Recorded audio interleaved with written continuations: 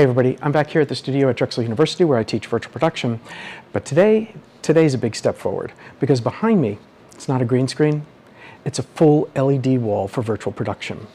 We now have a full volume here with a wall from AOTO.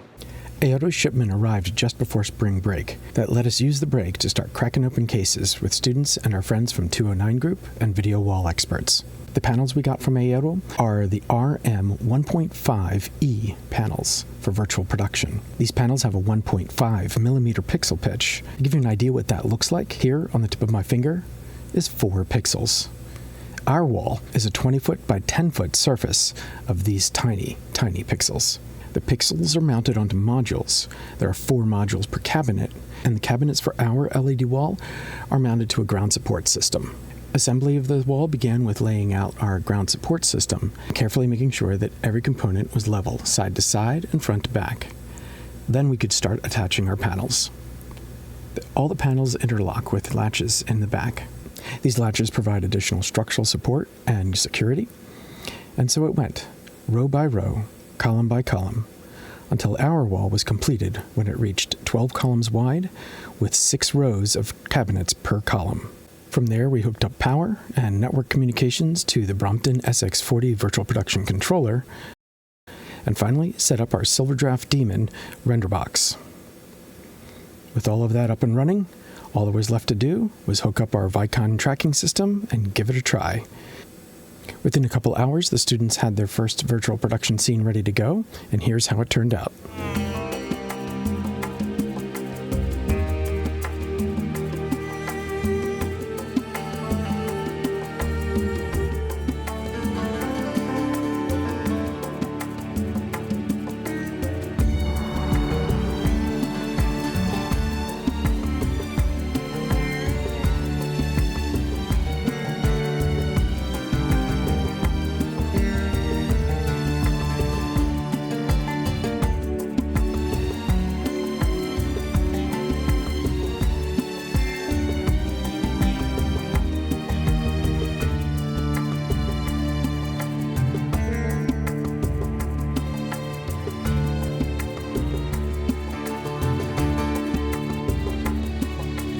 So with this LED wall in place now, I'll be working with my students here at Drexel to cover a lot of new material in ICVFX and bringing that to the channel.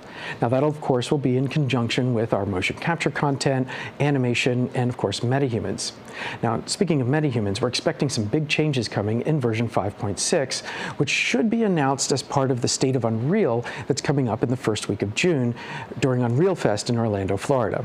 Now, I will be at Unreal Fest, so if you're going, be sure to keep an eye out for me. In fact, I'm teaching a lab session on Wednesday covering the motion design features, so be sure to sign up for that while it's available. While we're on the topic of motion design, I should share that I've launched a separate channel for that topic specifically.